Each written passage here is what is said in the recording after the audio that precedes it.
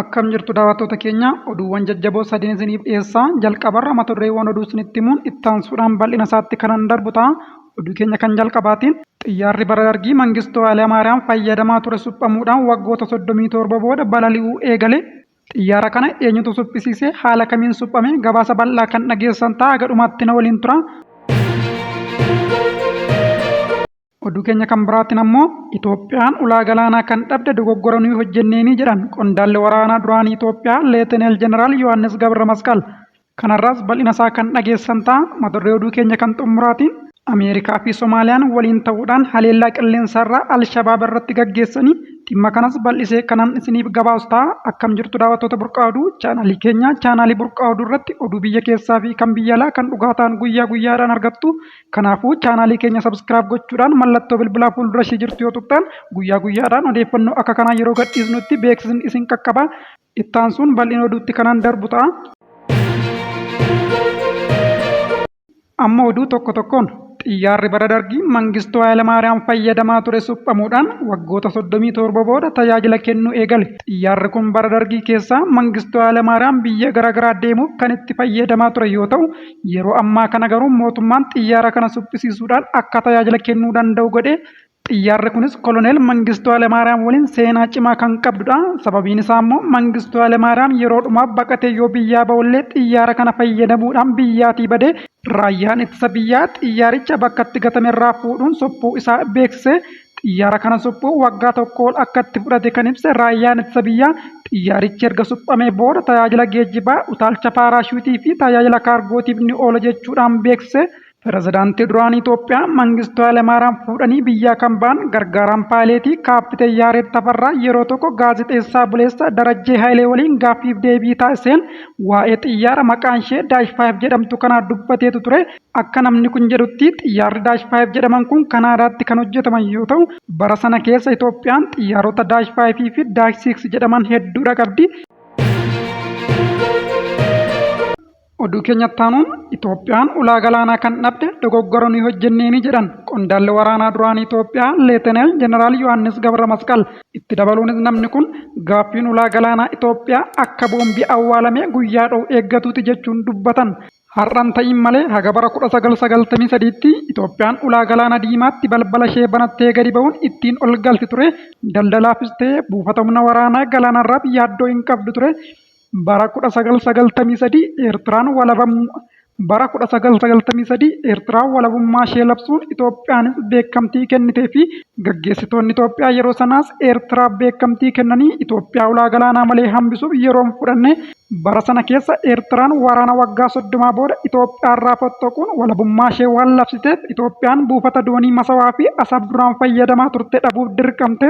Taatee kana boodas Itoophiyaan meeshaalee alaa galanii fi daldala hunda parsantii 90 ta'uuf Jibuutii irratti hirkachuudhaaf dirqamte.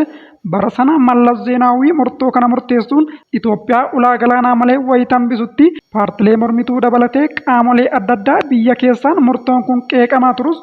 Mallas yeroo sana dursa kan kenninu nageenyaaf jechuun Eertiraa waliin wal dhabdee biraa keessa galuu akka hin barbaanne himanii. Paarlaamaa Itoophiyaa keessatti ajandaa guddaa ta'uun irra caalaa miseensa paartilee mormituu akka Piroofeesar Mararaa Guddinaa fi Lidatuu Ayyaala Ufaarraa mormiin ka'aatii ture. Ergasii obbo Mallas Zeenaawii akka dhimma biyyoolessaa Itoophiyaattis dhimma ulaa galaanaa lafaa kaasanii dubbatanillee hin beekanii. Itti gaafatamaa kutaa odeeffannoo raayyaa ittisa biyyaa Itoophiyaa ta'uun bulchiinsa obbo Mallas Zeenaawii jalatti kan hojjetaa turan. Leeteneel Jeneraal Yohaannis Gabra Masqal dhaloonni keessa ture buufata yookiin ulaa galaanaa ilaalchisee dogoggora seenaa hojjeteera jechuudhaanis kanatti baay'ee akka gaabban dubbatanii. Namni kun dhimmi ulaa galaanaa akka boombii yeroo isaa eeggatee dho'uu awwaalameeti jaallan keenyatti dogoggora seenaa hojjete jechuudhaanis dubbatanii. Durumaan iyyuu murtoon sun sirrii hin turre dogoggora yeroo isaa eeggatee dho'uu bara sana dalagametu haala amma keessa jirruuf nu saaxilee jalqabumayyuu qabiinsi isaa akkas ta'uun irra hin turre jechuudhaan murtoo muummee ministeeraa duraanii Mallas Zeenaawii fi jaallan isaanii yeroo sana sirrii akka hin taane dubbatu. Gaaffiin ulaa galaanaa Itoophiyaa amma kaasaa jirtu ammas humnaan ta'uu qabu kan jedhan jeneraalli kun osoo Itoophiyaan ulaa galaanaa Eertiraa argattee irra caalaa kan fayyadamu Itoophiyaa caalayyuu Eertiraadhas jedhanii. Jeneraalichi gaaffii ulaa galaanaa Itoophiyaan dhiyeessaa jirtu hawaasni idil addunyaa hubateera. Addunyaan ganda tokko taateetti Itoophiyaan guddataatii jirti. Kanaaf immoo ulaa galaanaa ishee barbaachisa jechuudhaan himanii. Hawaasni idil addunyaa Itoophiyaan uummata amma kanaa qabaattee fedha uummata ishee guutuu ulaan galaanaa ishee barbaachisa jedhanii amanu jechuudhaanis dubbatanii Itoophiyaan ulaa galaanaa argachuuf gama seeraanis gama seenaanis mirga qabdi kan jedhan jeneraalli kun karaa salphaa kamiin argachuu qabdi kan jedhu itti yaaduu qabna malee waraanni biyya kamiifuu kasaaraadha jechuudhaanis hubachiisanii dhiyeenya kana jeneraal Tsaadiqaan Gabratinsaayee dhimmoolaa galaanaa irratti Itoophiyaa fi Eertiraa gidduutti waraanni kaanaan kaartaa naannichaa ni jijjiira waraanichis waan salphaatti xumuramu miti jechuudhaan dubbatanii ture. Oduu keenya kan biraatiin gareen adda bilisummaa uummata Tigraay Dabratsiyoon Gabra Mikaaliin durfamu lafti qabiyyee Tigraay humna weerartuu jala jira. Uummanni keenya humna weerartuu jala jiraatu hin bilisoomne. Uummanni keenya buqqa'ellee gara gandasaatti deebi'uu hin dandeenye jechuun mootummaa himate. Gareen kun ergaa fuula feesbuukii TPLF irratti maxxanseen waliigalteen Piriitooriyaa erga mallattaa'ee waggaa 2 fi walakkaa ta'eera. Garuu lafti qabiyyee Tigraay to'annoo humnoota weerartuu jala jira. Uummanni keenya weerara jala jiraatu hin bilisoomne. Uummanni keenya buqqa'ee gara gandasaatti deebi'uu hin dandeenye. Hojiin deebisanii ijaaruu Tigraayillee hagammaatti hin jalqabne. Mariin siyaasaas hin jalqabne. Walumaa galatti waliigalteen Piriitooriyaa hagammaatti sadarkaa silaa irra ga'uu qaburra hin geenyee fi waggoota jijjiiramaa hiika qabu uummata keenyaaf hin finne jechuudhaan komate. Uummanni keenya weerara jala jiru ajjeefamaa, buqqa'aa, hidhamaa fi dararamaa jira. Waliigalteen Piriitooriyaa sagalee dhukaasa callisuun mallattaa'e uummata keenya weerara jala jiru barreeffama waraqaa irraa ta'uu bira darbee waan biraa hin finne jedhe.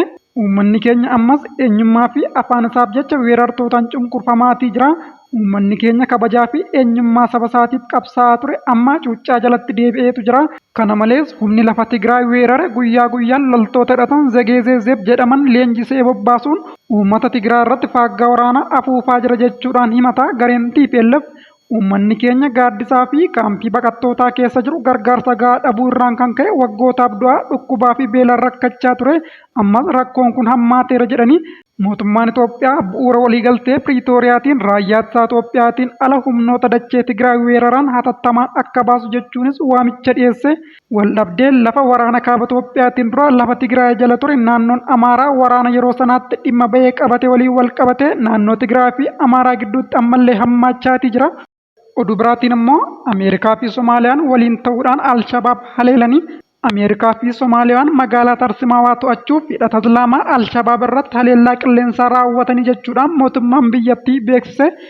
Haleellaa akkaan qindaa'e magaalaa Adaan Yaabal kaaba Moqodishootti raawwate kun Alshabaab magaalaa buufata opereeshinii waraanaa taate haleeluun sa'aatii muraasaan boodadha.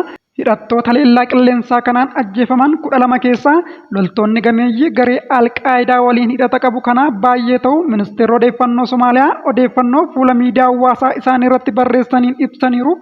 Lolli miilanaa yeroo yaaddoon sochii jihaadotaa deebi'ee dagaagaa jira jedhamutti kan dhagahame yoo ta'u kunis haleellaa baatii darbe pirezidaantii Hasan Sheekh Mohammad irratti xiyyeeffate ni dabalata. Kibbaa fi giddugaleessa Somaaliyaa bakka bal'aa kan to'atu Alshabaab gara waggoota 20 mootummaa waliin wal lolaatii ture. Kaayyoon garee kanaas mootummaa federaalaa biyyattii kuffisee mootummaa Islaamummaa hundeessuudha. Humni nagaa eegsisaa gamtaa Afrikaatiin durfamu bara 2022 fi 2023 jihaadistoota gara ofiirraa ittisuutti dhiibuuf kan gargaare yoo ta'u garuu ammoo garichi duuliiwwan hedduu irratti gaggeeffamus ammallee akkuma bal'atetti jira. Haleellaa qilleensaa roobii waaree booda humnoota hidhattoota Somaaliyaa fi ajajaa Afrikaa Ameerikaa yookiin Afrikoomiitiin raawwatames balaa hidhattoonni geessan barbadeessuudhaaf kan kaayyeeffate ta'uu ministeerri odeeffannoo beeksiseera. Egaa daawwattoota keenya oduun sa'aatii kanaaf isiniif qabadhee dhufe kana gammaatti hordoftanidha. Sa'aatii muraasa booda immoo oduu biraa nagaa walitti deebinutti nagaadhaan naa tura.